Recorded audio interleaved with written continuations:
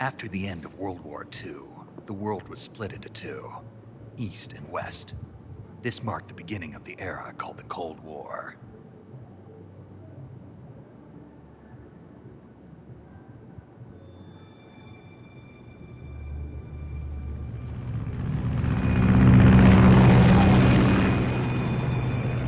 An AC-130, eh?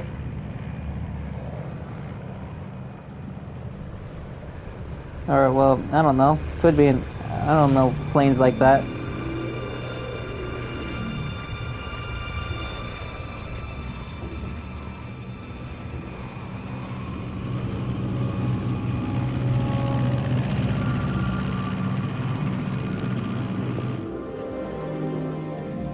Flying over Pakistan, altitude 30,000 feet. Approaching Soviet airspace. 20 minutes to drop off. Commencing internal depressurization. Equipment check. Arm main parachute. All right. You ready to go? Drop zone still showing a high pressure mass. Cav okay. Good. We've got high visibility.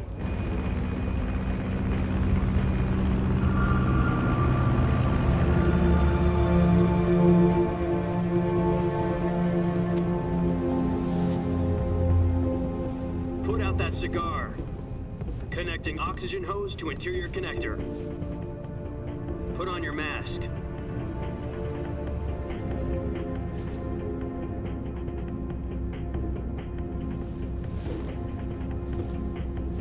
Does this panty waste know what he's doing? Approaching release point. 10 minutes to drop off. Hey, are you deaf? He said put out the cigar and put on your mask.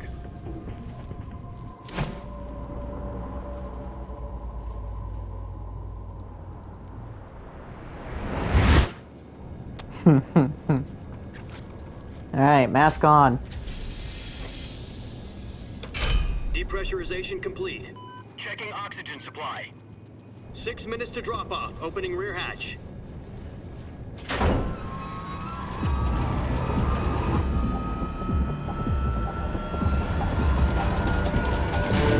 Sunrise.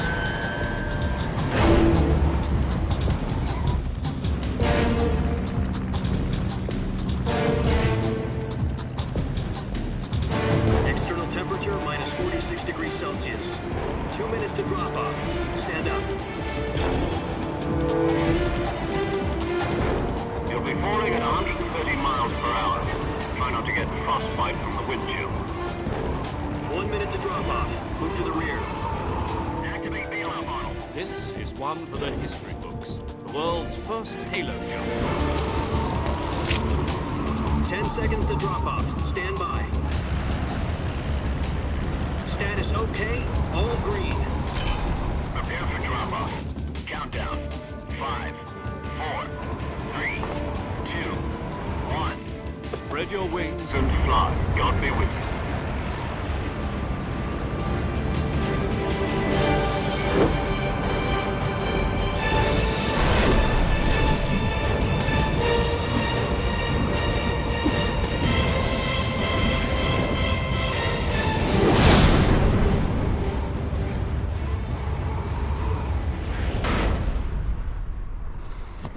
Alright, interesting.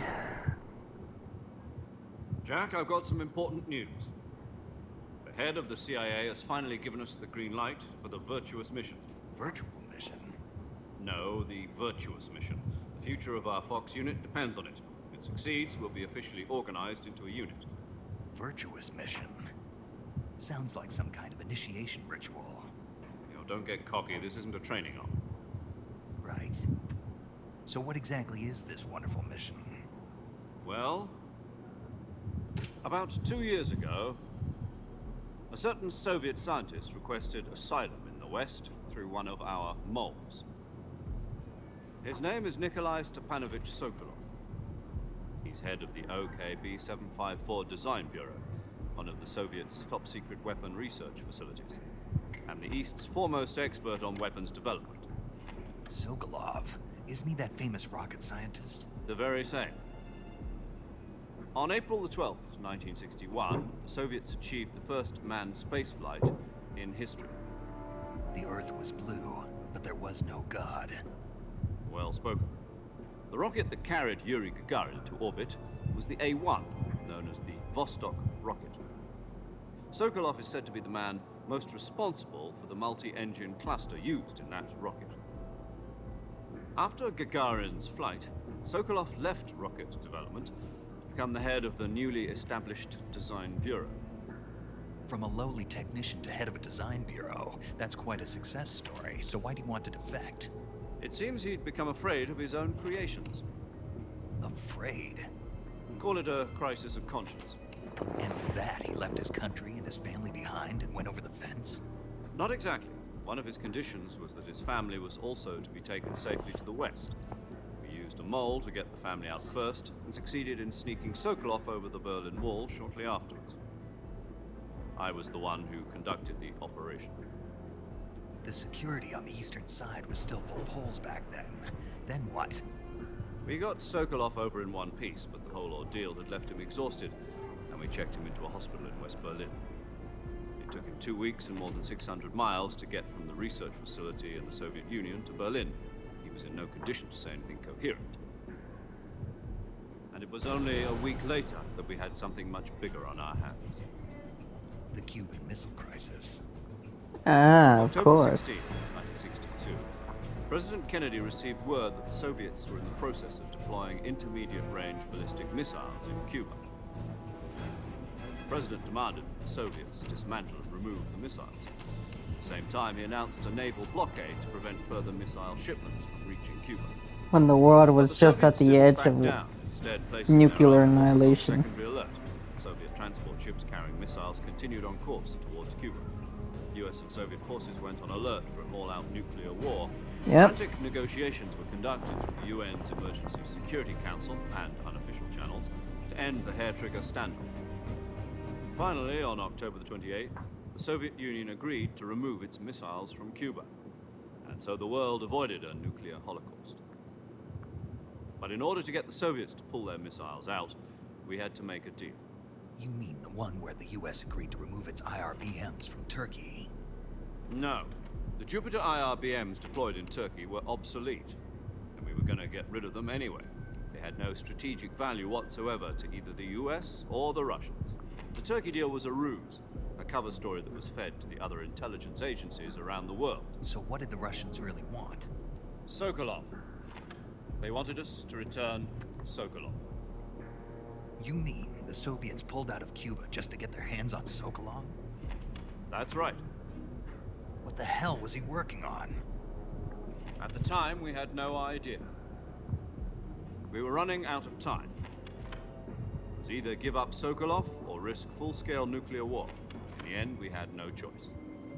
President Kennedy gave in to Khrushchev's demand. The next day, I got Sokolov out of the hospital, handed him over to agents on the eastern side. Sokolov kept on screaming, "Save me," until he disappeared from my sight. Then, a month ago, we received some new information from one of our moles. About Sokolov? Yes. He was taken back to the research facility and forced to continue working on the weapon in question under KGB supervision. What's more, it's on the verge of completion. So what kind of weapon is it? Something to do with space rockets? No, missiles. Same technology. I guess you're right. We don't know the details, but it appears to be a new kind of nuclear device. For half a year now, the Soviets have been conducting frequent nuclear tests at Semipalatinsk. Something to do with the weapon, I assume. We're talking about a secret weapon so big that Khrushchev was ready to pull out of Cuba to get it back. Is Sokolov still in the facility? No, according to our intelligence, he's in Selinoyarsk, a place in the mountains about 3 miles to the west that's known as the Virgin Cliffs. The Virgin Cliffs. Nice name for a virtuous mission. They moved him there just recently. Why? Apparently, they're conducting a field test of the weapon, but it's our best chance to get him back. This mission would never have been possible if he was still in the research facility. This is our last chance. Sokolov must have known that too when he contacted us.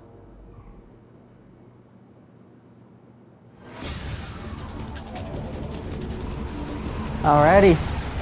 That was the mission debrief. Or mission briefing. Plan is to parachute in, find Sokolov, rescue him, and head back home.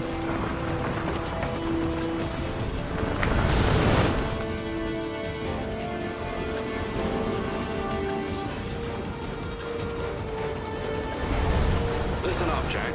Your mission is to infiltrate Selino Yask in the Soviet mountains, ensure the safety of Sokolov, and bring him back to the West.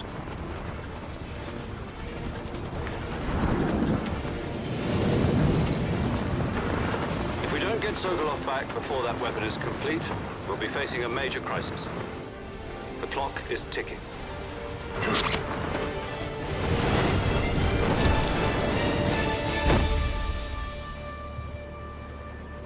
Once we've confirmed the rescue of Sokolov, stand by at the recovery point. A recovery balloon will be dropped at that point. Helium will be pumped into the balloon to inflate it. The process takes about 20 minutes. Once it's complete, the gunship's arm will latch onto the balloon and pull it up. The Fulton surface-to-air recovery system. I'm familiar with the theory. Take it easy. It's been combat-proven. Do you think Sokolov is up to it? The shock will be less than during a parachute jump, and the arm can handle up to 500 pounds. So you're planning on going over the border in a single combat Talon? She's equipped with two 6-barrel 20mm Vulcan cannons, as well as two 40mm machine guns. Sounds like she could hold her own against a battalion of tanks. Even with the fuel in the reserve tank, we're facing a 4-hour time limit. If all goes well, it shouldn't take more than a few hours. Home in time for dinner. But if anything goes wrong, you'll be eating dinner, breakfast, and all the rest of your meals in the jungle.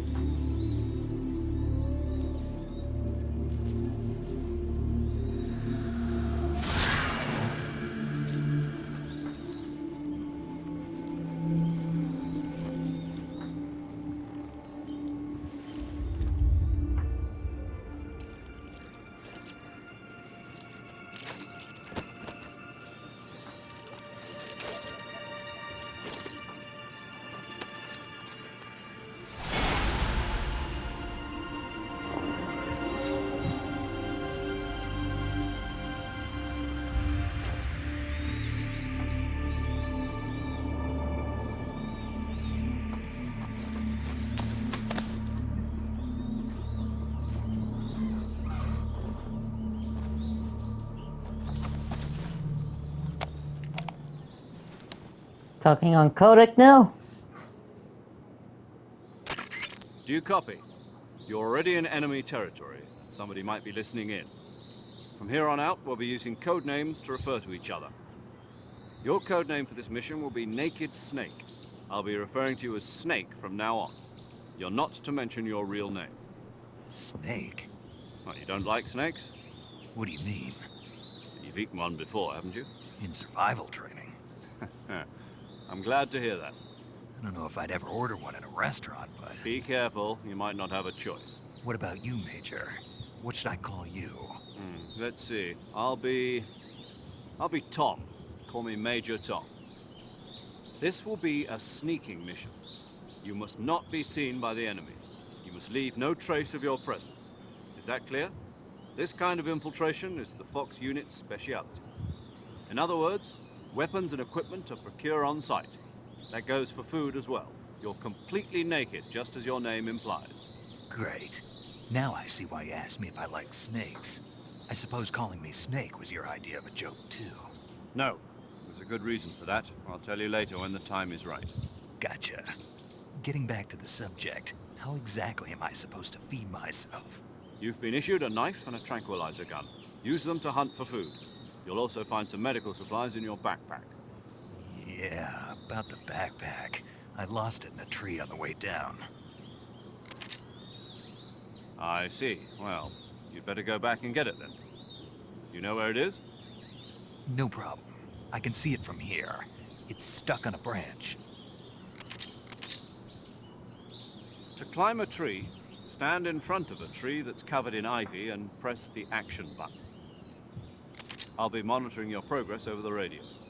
We can't risk violating Soviet airspace, but I'll be in the gunship. My frequency is 140.85. I'll give you a call if I need to talk to you. If you need to talk to me, use the send function. Okay, Snake, go get your backpack.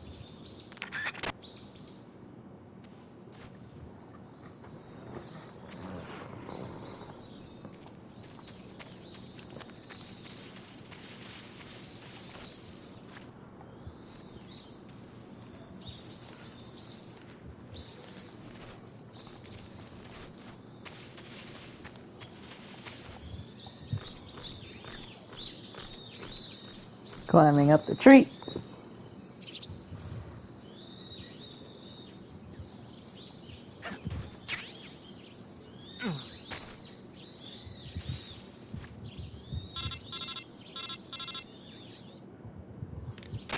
I see you've retrieved your backpack, Snake.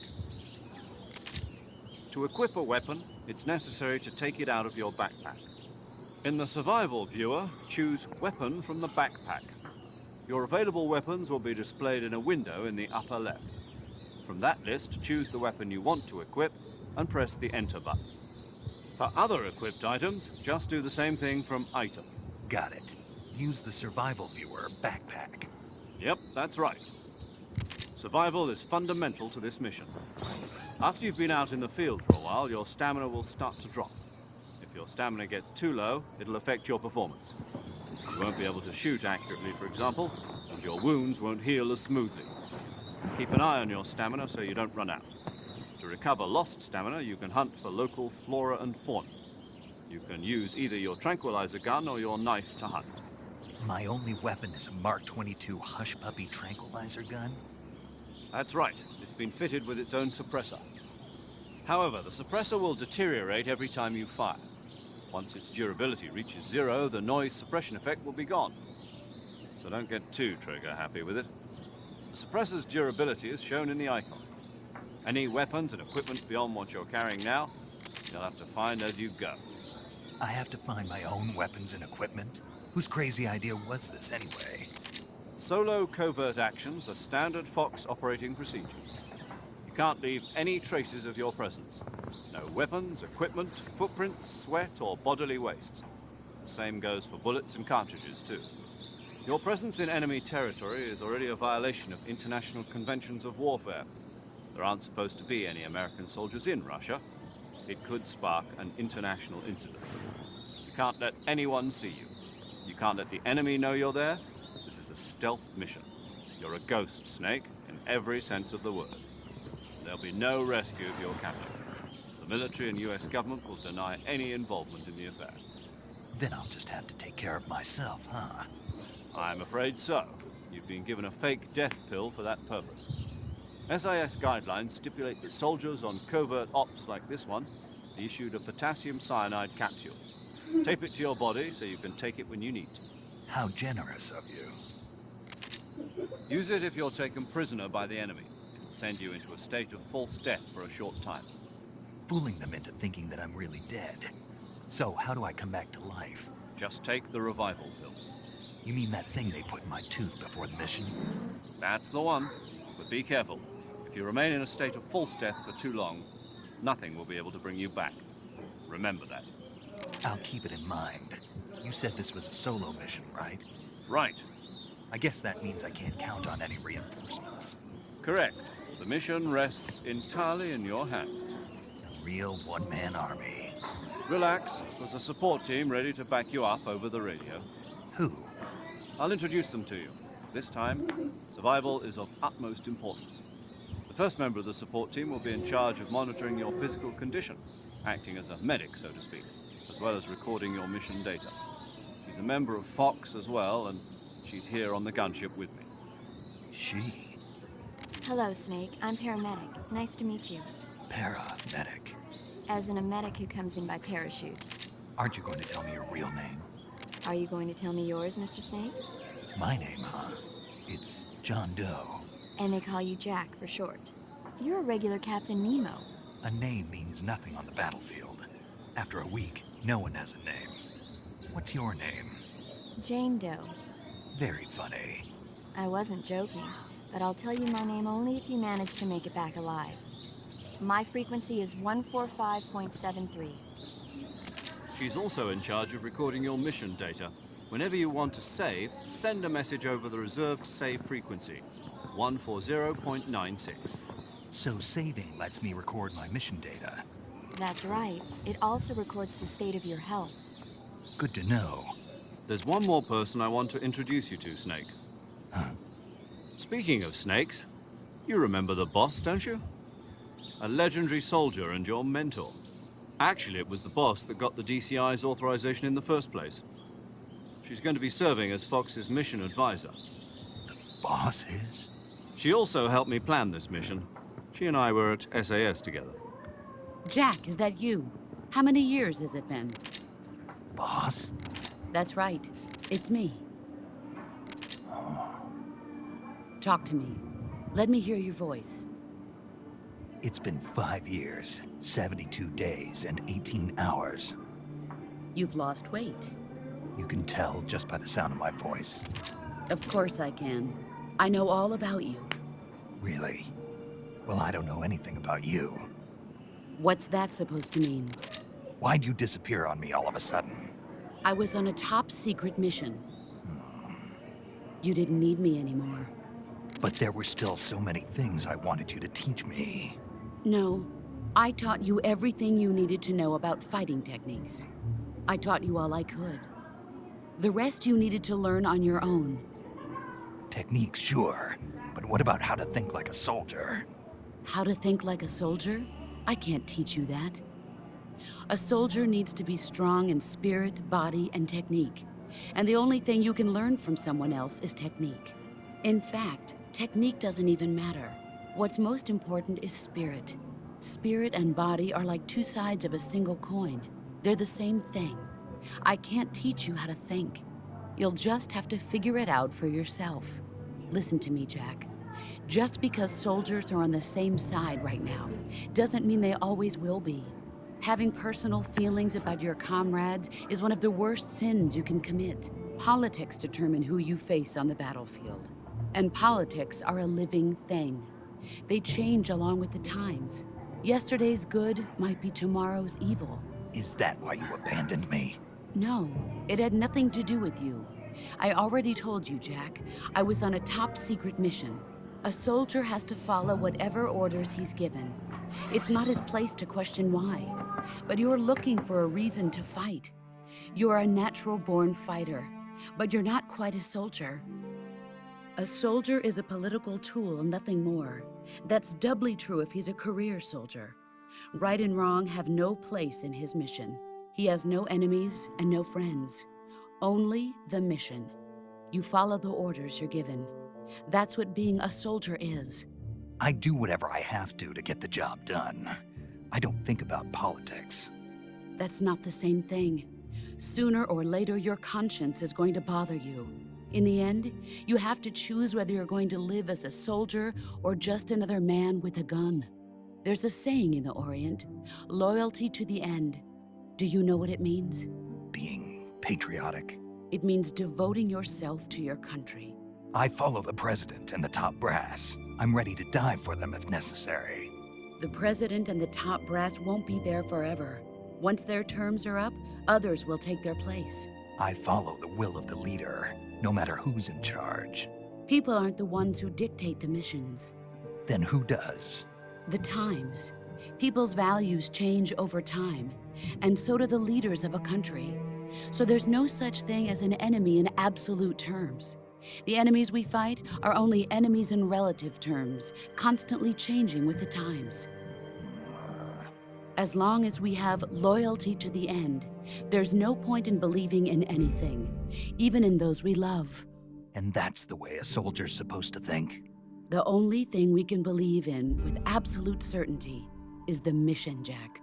All right, but do me a favor. What is it? Call me Snake. Snake. Oh, right. Your code name is Snake. It suits you well. That's right. The legendary unit that the boss put together during World War II was a snake. The Cobra unit, a group of heroes that brought the war to an end and saved the world. As long as you've got a legendary hero backing you up, you'll be fine. Isn't that right, Snake? Yeah, I can't think of anyone else I'd rather have with me. Oh, and one more thing, boss. Yes? It's good to hear your voice again. Same here. After all, who knows if either of us will make it out alive? Snake, you are always best at urban warfare and infiltrating buildings. But this is the jungle. Survival is going to be key. Those CQC techniques I taught you are sure to come in handy. CQC? Close quarters combat, huh? I've been in the Green Berets for the past few years. I'm probably pretty rusty. Not to worry. I'll be here to help you remember. After all, this is your first actual survival mission. I'll be supporting you over the radio. Where are you, boss? Next to the Major? The boss is communicating with us by radio from aboard a Permit-class submarine in the Arctic Ocean. My frequency is 141.80. Call me if you need my advice on battle techniques. Gotcha. Your mission is to retrieve Dr. Sokolov.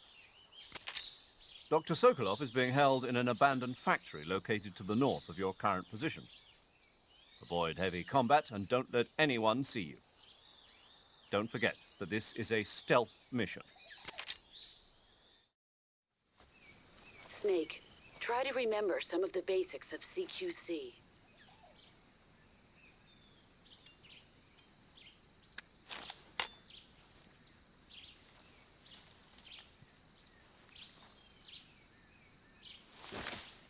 Commencing virtuous mission now.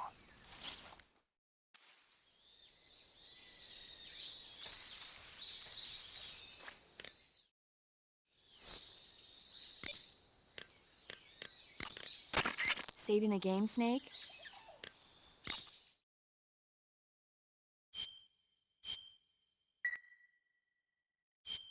Hey, Snake, you ever heard of Godzilla King of Monsters? No, what is it? It's a movie. You haven't seen it? Nope. It's about this monster called Godzilla who grows to an enormous size in a nuclear test and goes on a rampage in Tokyo. Nuclear test, huh? Then the Marshall Islands must be crawling with giant monsters right about now. It's just make-believe. Maybe that's why my pants have been so tight lately. Snake, it's a movie, not a report out of Los Alamos. I know. So then what happened? Godzilla is immune to all weapons, and humanity has no way to stop the monster. Dr. Shirazawa develops a new type of weapon, but meanwhile, Godzilla is getting closer and closer to Tokyo, obliterating everything in its path. It was originally a Japanese movie, but they made an American version, too. I recommend seeing the original Japanese one if you ever get the chance. It's mostly mindless fun, but it's also got a serious anti-nuke message as well. Where can I see the original? You'll just have to go to Japan. Really? That's too bad. Well, if you wait 40 years, you might be able to see it in America, too. Why's that? 2004 will be Godzilla's 50th birthday. You think they're still going to be making Godzilla movies then? Of course! Everybody loves Godzilla. You sure know a lot about movies. I don't suppose you're the movie-watching type, are you? Not really. Okay, then I'll tell you everything I know. When the going gets tough, movies can save your life. It's always good to be able to look at things from a different perspective when you get in a jam. That's the magic of movies. No kidding. Well, I guess it might at least make a nice distraction. That's the spirit, Snake. Have a little fun.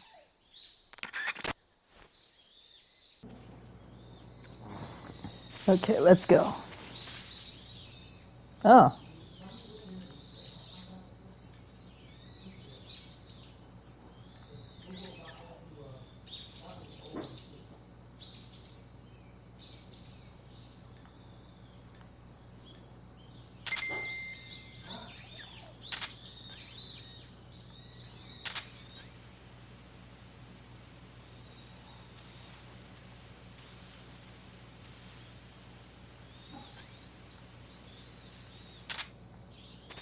Oh, shoot.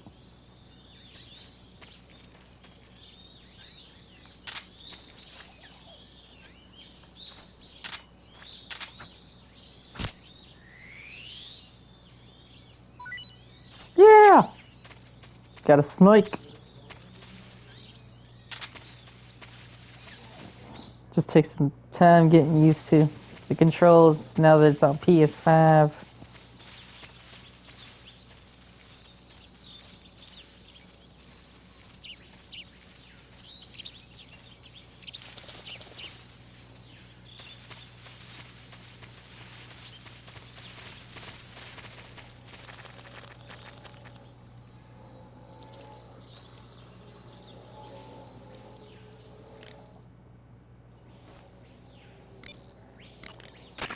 Snake, be careful of that swamp. What's dangerous about it? It's a bottomless swamp. A bottomless swamp. Yes. The mud in that swamp is highly viscous. It will stick to your body like tar. It will be impossible for you to swim.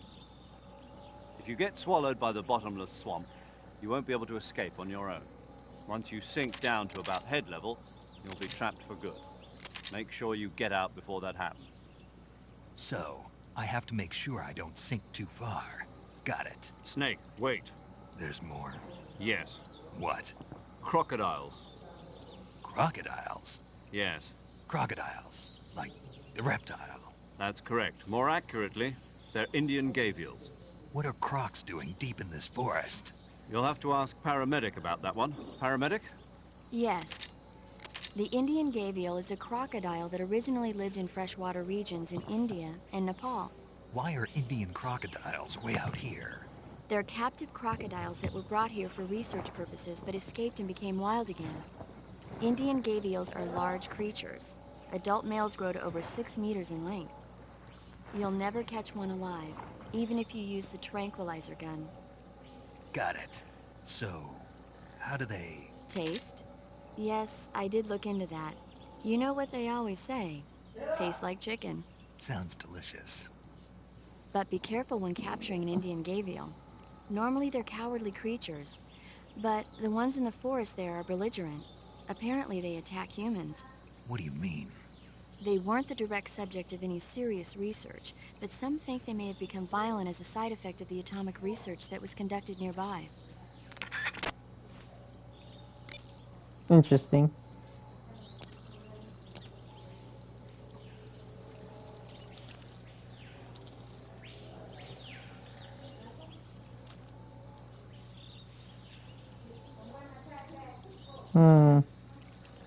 So I guess I just gotta find a way around.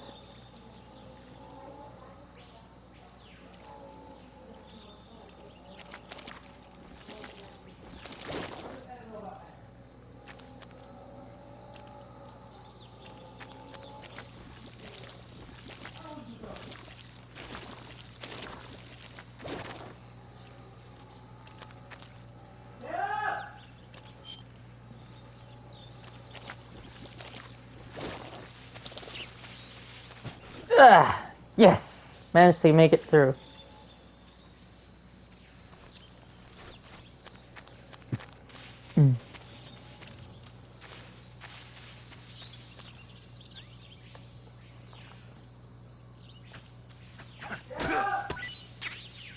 Oh, fruit.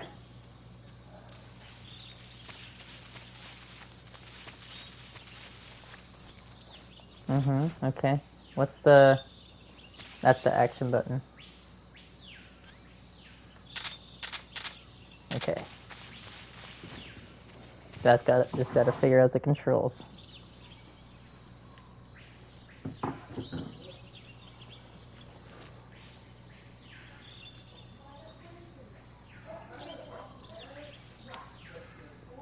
I've spotted the enemy.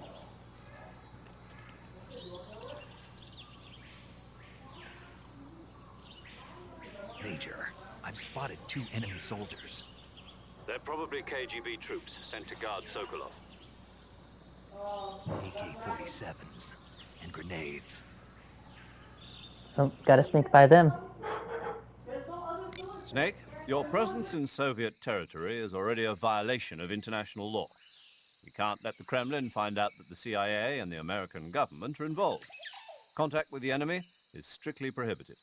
Don't engage them in battle either. This is a stealth mission. Got that? The Major is right.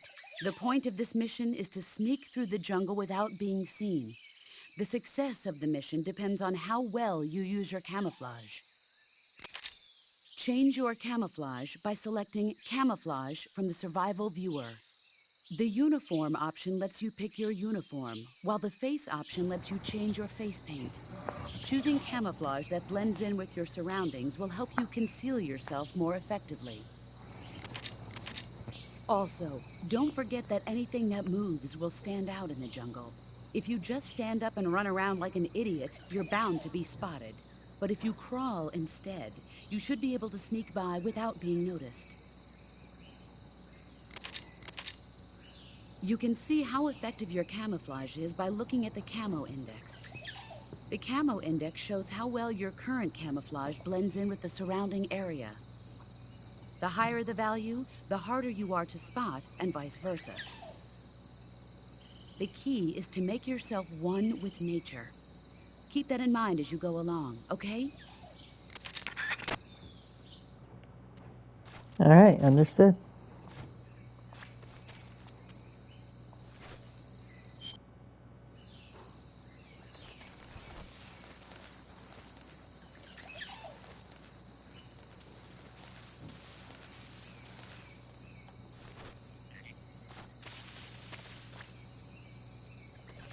Oh, I see something in here. Bug juice.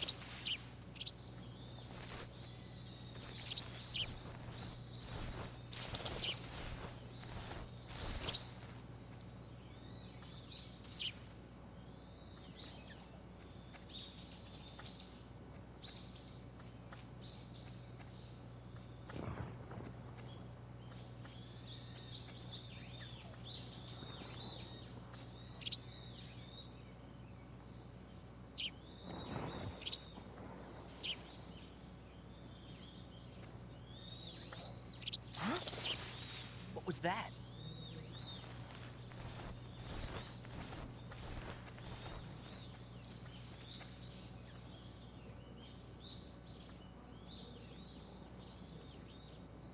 Nothing here.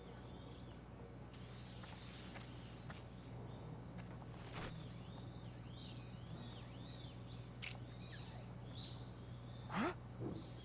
Who was that?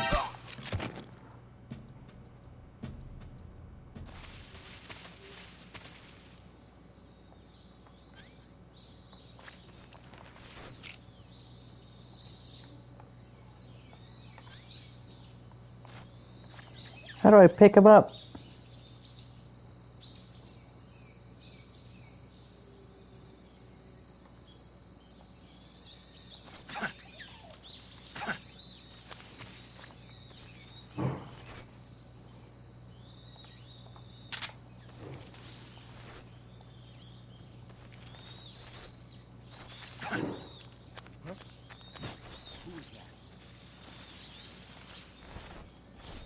What's wrong?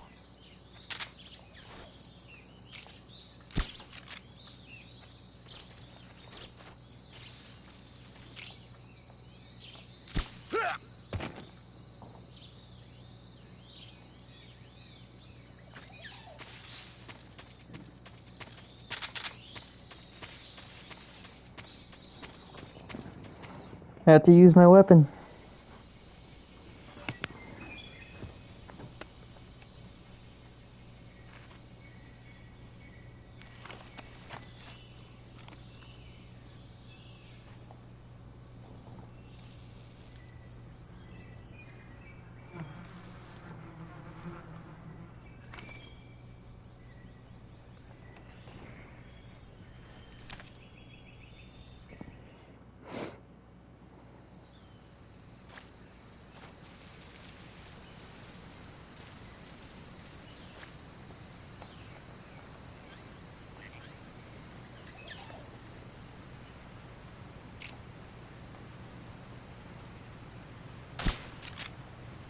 I hear something.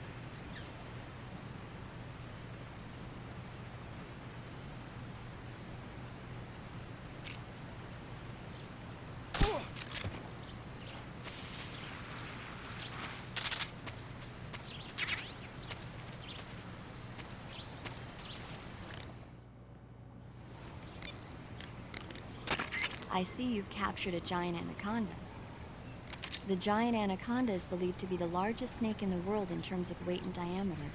It's not poisonous, but its large size makes it extremely powerful. They say it even eats crocodiles. Its only natural predator is man. And snake. And snake. The giant anaconda is a very large snake, but you should be able to capture it alive using the tranquilizer gun. Got it.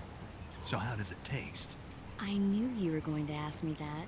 I'm glad I didn't disappoint you. So, Well, the guide says it tastes all right. good. I'll have to try some.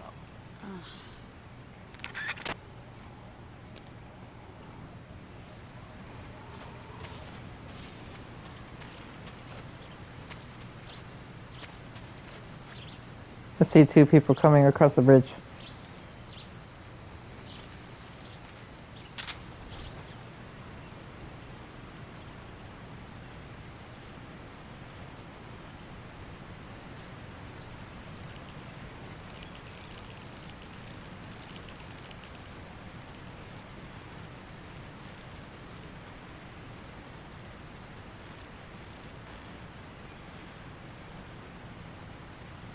What's wrong?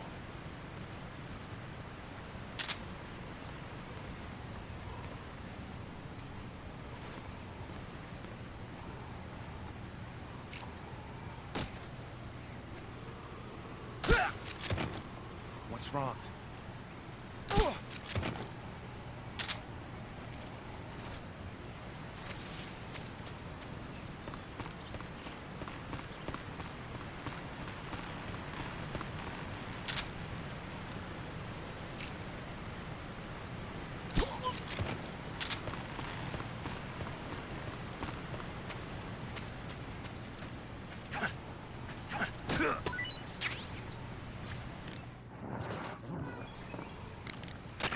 I see you've got yourself a Baltic hornet's nest. Baltic hornets are a variety of hornets that inhabit that area. The difference between them and other hornets is that they produce honey in their nests. Inside the nest are larvae, pupa, and adults. You can eat them all. In particular, the honey you find inside the nest is delicious and full of nutrients. It's easy to digest and helps pep you up when you're feeling tired. In short, it's the perfect survival food. Honey can also be used as a burn ointment. When honey is applied to a burn, it creates a protective coating over the skin. When you knock down a hornet's nest, a burn ointment will appear along with it, so don't forget to pick it up. Of course, the hornets aren't going to give up their nest without a fight. If you knock a nest down, a large swarm of hornets will come flying out, so be careful.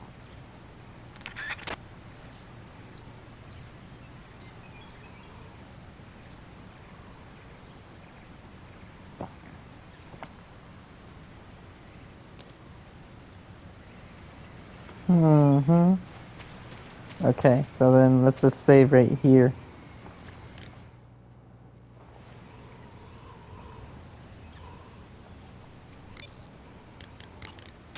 Saving the game, Snake?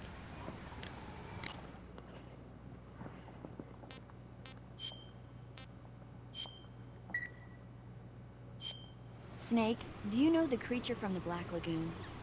Nope, never heard of it. These scientists are investigating a place deep in the Amazon called the Black Lagoon, and they get picked off one after the other by this fishman thing. And there was this scene when the heroine is going for a swim, and the creature sneaks up on her from underwater. Oh, I thought my heart was going to stop. I mean, of course, the 3D effects in It Came from Outer Space were a lot more intense, but It wouldn't be referring to you coming from outer space, would it? how rude! Why do you say that? Because no one on Earth could be as charming as you. Ah, that's Fine. I'll so. just get to the point, Snake. That's. Be careful of what's around you when you're in the water. Just imagining you swimming in those jungle rivers makes me think of you being attacked by a fishman. I appreciate the concern. Fishmen aren't the only things that'll attack you in the water. Really be careful out there. Okay. And don't be attacking any pretty girls going for a swim, either. Are you calling me a fish man? You started it.